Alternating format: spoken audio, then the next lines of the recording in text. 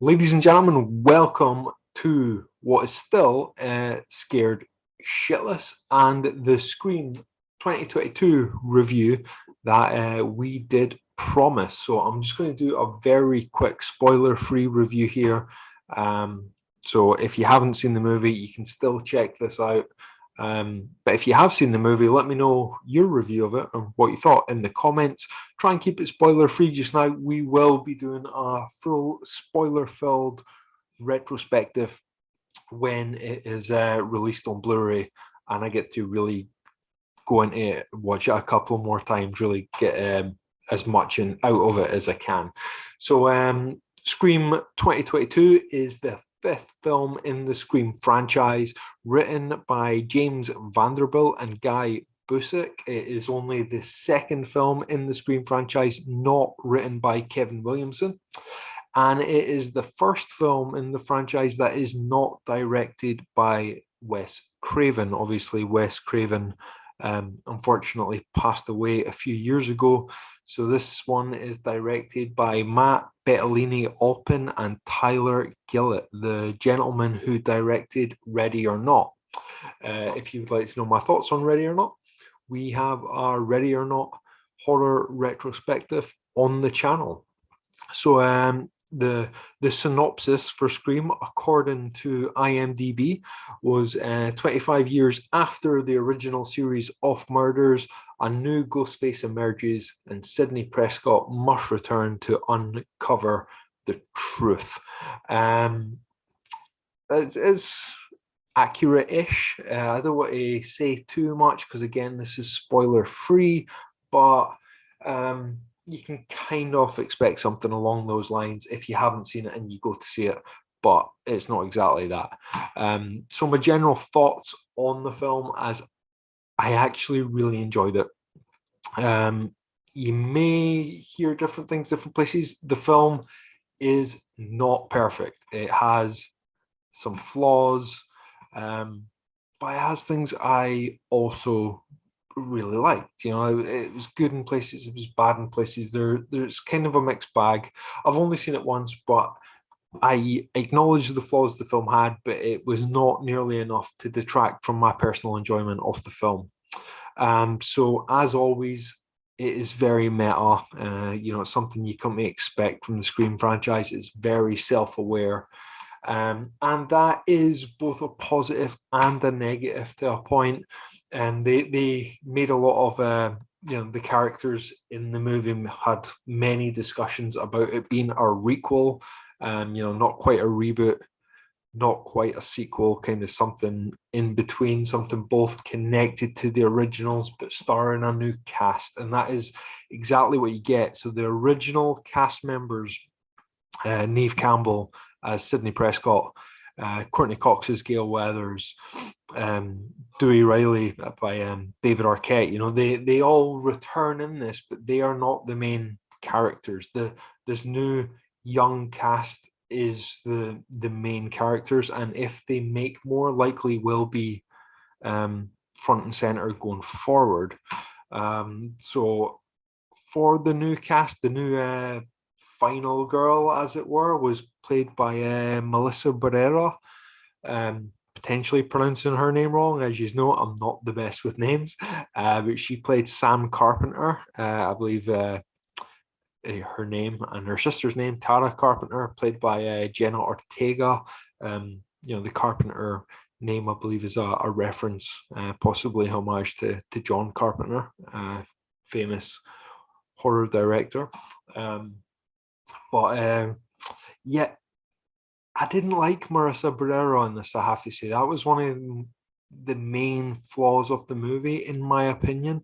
As the new kind of front and center, she really would have had to do a good job for me, because Neve Campbell has been so outstanding as Sidney Prescott to the point where she is, horror legend. She is, in my opinion, the greatest final girl in horror history.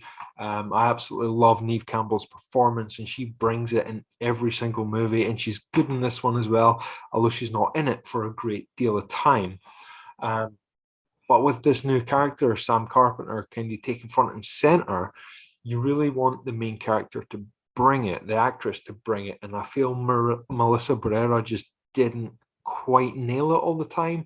And there were a few scenes where I'm like, her performance really wasn't very good. You may disagree with that, and that's fair. Now, I am hoping if they make a sequel, she does better, or they left it open that they could do something interesting with her character that, you know, maybe it would be a different route for Scream, and I would quite like it to potentially go down that route, try something new. Jenna Ortega, however, Tara Carpenter, I really liked her, but she was secondary to her sister. She was essentially the, I don't want to say, you could compare it as the Gale to the Sydney, you know, still, you know, not quite the final girl, but still, you know, a secondary character. The comedy in this film was very good. You know, all Scream films have comedy. There were a good few laugh out loud moments, but they didn't go too far with the comedy. It's still a horror movie with comedy elements as opposed to a comedy with horror elements. So I think they really nailed that. That's a part of the film they definitely got well.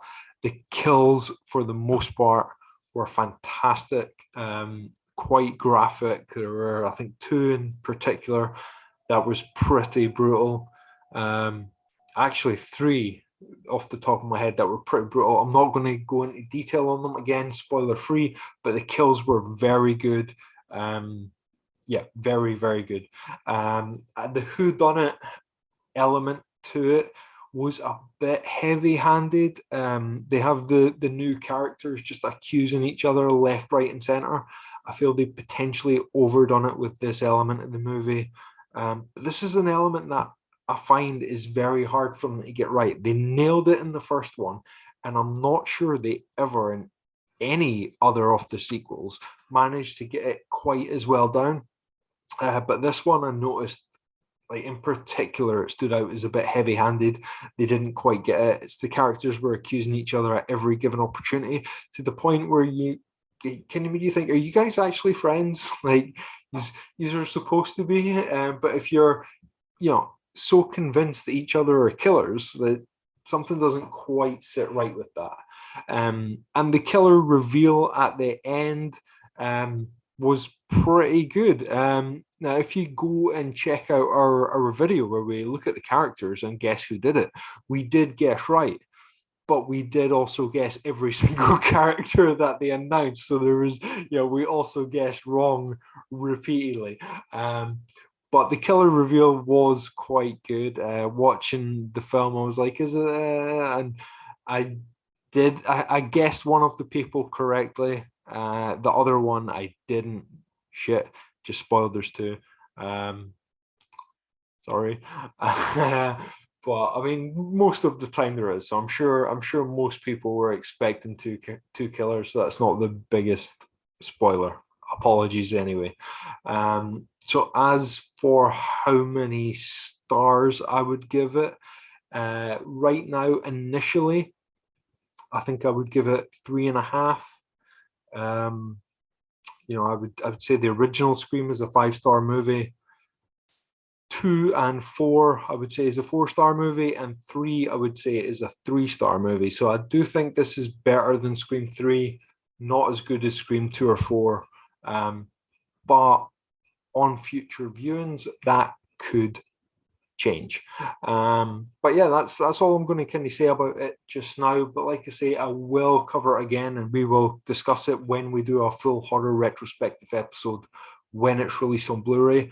Until then, let me know what you thought of it. Again, try and keep it spoiler-free in the comments. We don't want to ruin it for anyone who maybe hasn't seen it.